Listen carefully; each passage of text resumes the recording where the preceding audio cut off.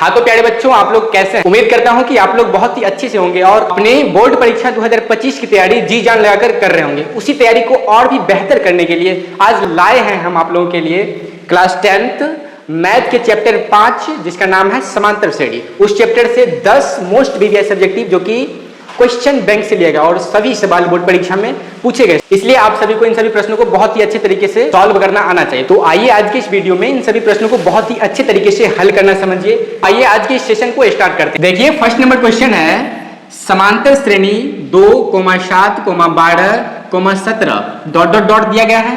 इसके प्रथम 10 पदों का योगफल क्या होगा, ये चीजें आपको बताना है। यह प्रश्न जो है 2021 के बोर्ड परीक्षा में पूछा गया प्रश्न है।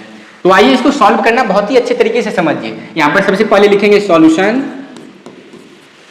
अब जो एपी दिया गया है उसको लिख लेते हैं। देखिए एपी आपका क्या दिया गया है 2,7, 12, 17 डॉट डॉट डॉट।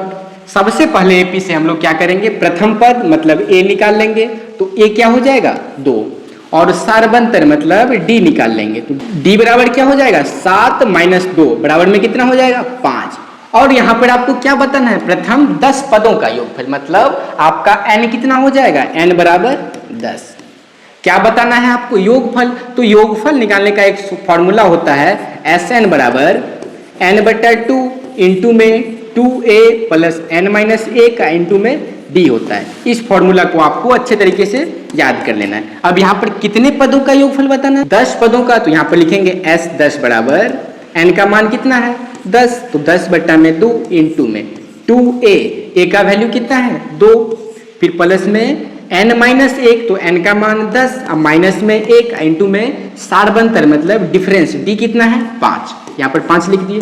अब यहाँ से सिंपल इसका कैलकुलेशन कर देंगे। तो यहाँ पर क्या आ जाएगा, यहाँ पर 2 से अगर 10 को काटेंगे तो 5, तो यहाँ पर हो जाएगा 5 इंटू में कितना 2 दूना 4, अब फिर प्लस में 10 में से 1 घटाएंगे तो 9 हो जाएगा गुने में 5।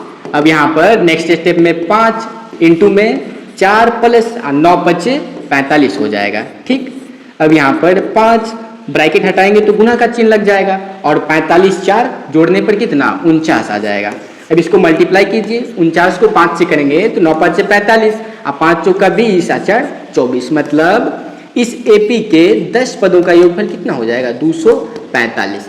इस तरह से आपको बोर्ड परीक्षा में इस सवाल को हल करना है। क्या, तो सबसे पहले आपको योगफल ज्ञात करने का फॉर्मूला पता होना चाहिए। तो ये यहाँ पर हम लिख दिए हैं, इसको आपको नोट कर लेना है अच्छा से और याद भी कर लेना है।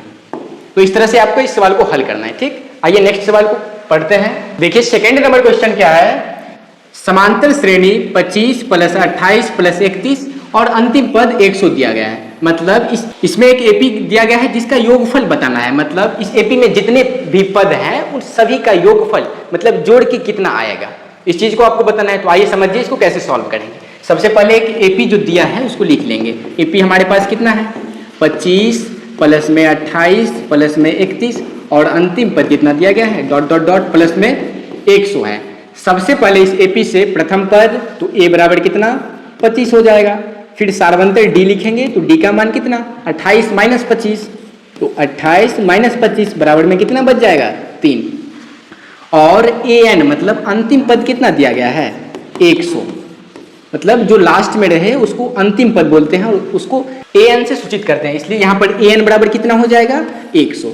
अब यहाँ से an बराबर एक फॉर्मूला होता है a + n-1 और इंटू में d बराबर 100।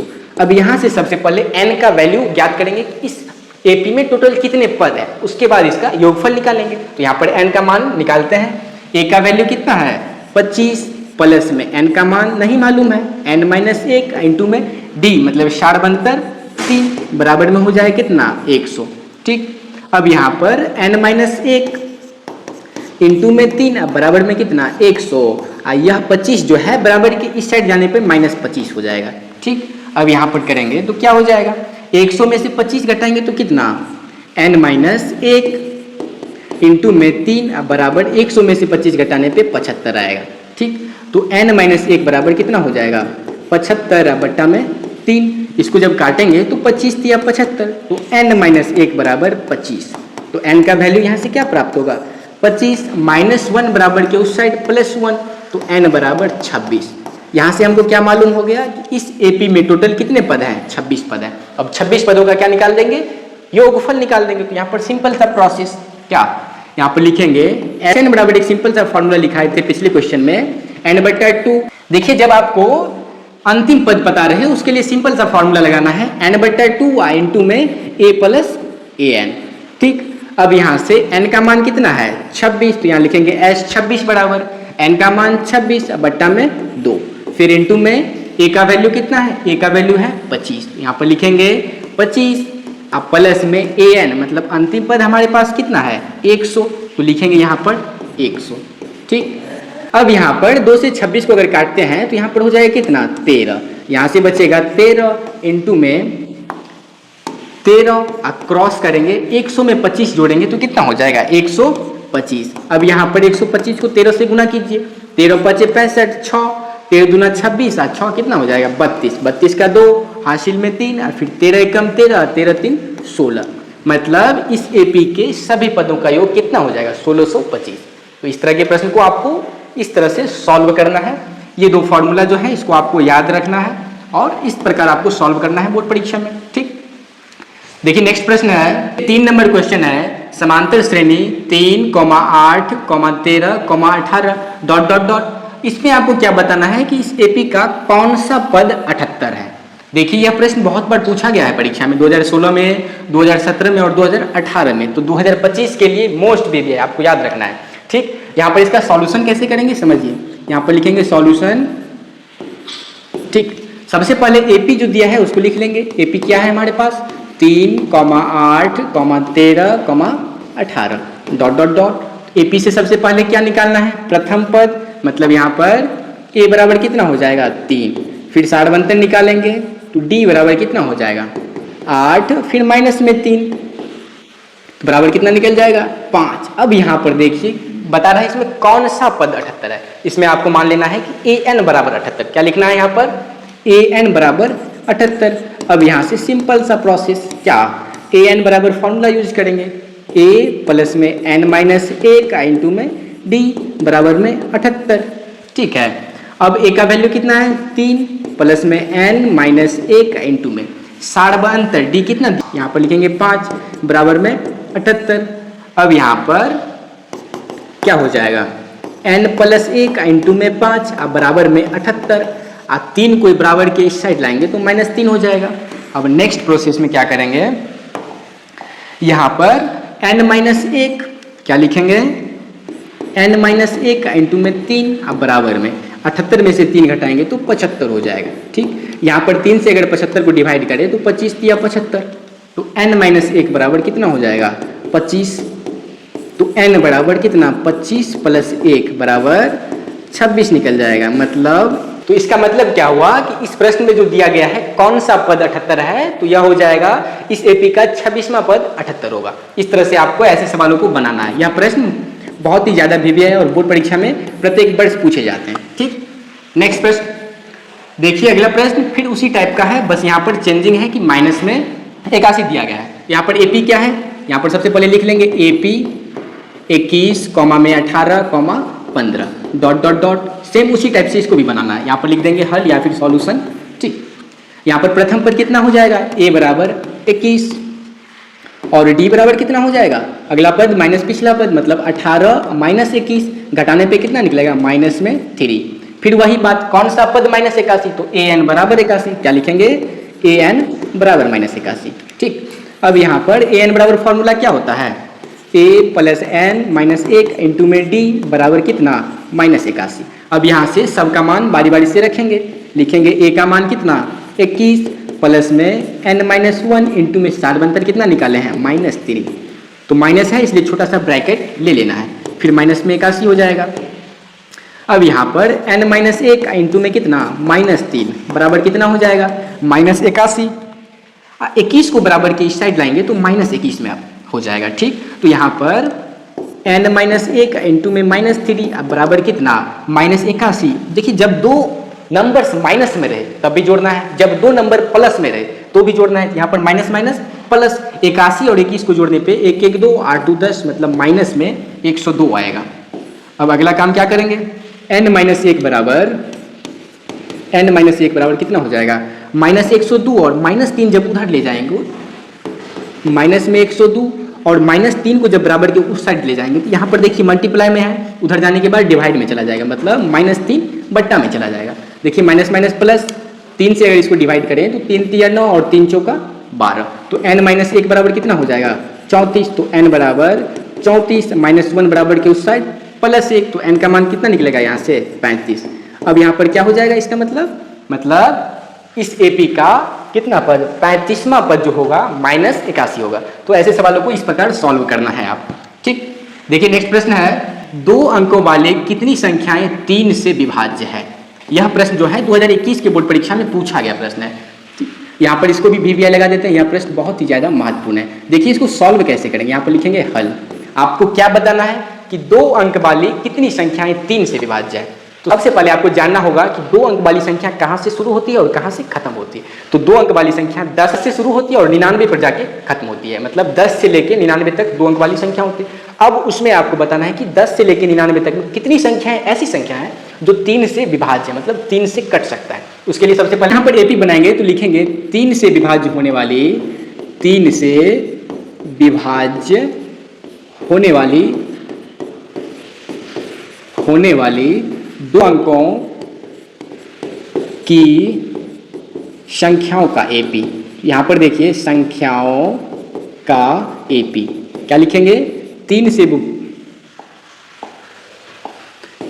से विभाज्य होने वाली 2 अंकों के संख्याओं का एपी। तो एपी हमारे पास क्या निकल जाएगा, यहाँ पर लिखेंगे एपी बराबर 10 में 3 से भाग नहीं लेगा, आप लोग जानते हैं, फिर 11 में भी नहीं लेगा, और 12 में 3 चौका 12, मतलब हमारा एपी जो स्टार्ट होगा तो 12 से स्टार्ट होगा। यहाँ पर लिखेंगे 12, फिर अगला टर्म क्या हो जाएगा, 3 जोड़ते जाना है, तो 12 3 15, फिर 15 3 18। अब dot dot dot dot last term क्या हो जाएगा, अंतिम पद 99 होता है 2 अंकों की लास्ट वाली टर्म, तो 99 में 3 से भाग लग जाएगा, तो यहाँ पर अंतिम पद 99 हो जाएगा। अब यहाँ पर क्या प्रथम पद निकाल लेना है, प्रथम पद 12, 60 बनकर डी निकालेंगे तो कितना हो जाएगा 3, ठीक। अंतिम पद क्या है, an बराबर 99। अब यहाँ से सिंपल सा प्रोसेस, an का फॉर्मूला क्या होता है, a plus n minus 1 into में d बराबर में 99। अब यहाँ से सबका वैल्यू पुट करेंगे तो क्या हो जाएगा, a का मान 12, फिर प्लस में n माइनस 1 इंटू में 60 बनतर, 60 बनतर कितना है 3 बराबर में 99। तो यहाँ से क्या हो जाएगा, n माइनस 1 इंटू में 3 बराबर 99। अब 12 को उधर ले जाएंगे तो माइनस 12, ठीक। यहाँ पर n माइनस 1 इंटू में 3, 99 में से 12 घटाने पे 9 में से 2 गया 7 और 9 में से 1 गया 8। 3 से जब यहाँ पर देखिए 87 को डिवाइड करेंगे तो 29 या 87 होता है, ठीक। तो यहाँ पर n माइनस 1 बराबर कितना हो जाएगा 29, और तो n बराबर कितना 29 माइनस 1 प्लस 1, तो n बराबर कितना 30। इसका मतलब क्या हुआ, तो यहाँ पर हो जाएगा 3 से विभाज्य होने वाली 2 अंकों की संख्याएं टोटल 30 हो जाएंगे। तो इस प्रकार आपको ऐसे प्रश्नों को सॉल्व करना है, ठीक। देखिए अगला प्रश्न क्या है, समांतर श्रेणी 3, 10, 17, 24 दिया गया है। इसका कौन सा पद 13वें पद से 84 अधिक है। देखिए यह प्रश्न 2022 में भी पूछा गया है और 2019 में भी पूछा गया है। तो आइए इसको सॉल्व करना समझिए। देखिए प्रश्न में क्या है, सबसे पहले तो हम एक एपी बना लेंगे। एपी क्या है, 3, 10, 17, 24 डॉट डॉट डॉट। सबसे पहले पहला पद यहाँ से क्या हो जाएगा, a बराबर 3, फिर 60 बनकर डी निकालेंगे, अगला पद में से पिछला पद घटाने पर यहाँ पर 10 माइनस 3 करेंगे तो बराबर में 7 आ जाएगा। अब यहाँ पर क्वेश्चन पर ध्यान दीजिए, इसमें क्या बताया जा रहा है कि कौन सा पद 13वें पद से 84 अधिक होगा। यहाँ पर लिखना है आपको an बराबर कितना 13वें पद, मतलब a 13 से कितना अधिक, तो 84 अधिक। बस अब यहाँ से आपको सिंपल सा प्रोसेस लगाना है, क्या, तो an बराबर सिंपल सा फॉर्मूला यूज करना है, a प्लस में n माइनस 1 इंटू में d बराबर में। यहाँ पर देखिए a 13 निकालना है, इसके लिए क्या लिखेंगे, a प्लस 12d प्लस में 84, ठीक है। देखिए a दोनों तरफ है, इसको आराम से उड़ा सकते हैं, ठीक। अब यहाँ पर क्या हो जाएगा, n माइनस 1, n का वैल्यू नहीं पता, 60 बनतर कितना है 7, फिर बराबर में 12d, मतलब 12 गुने में d का वैल्यू कितना 7 और प्लस में 84।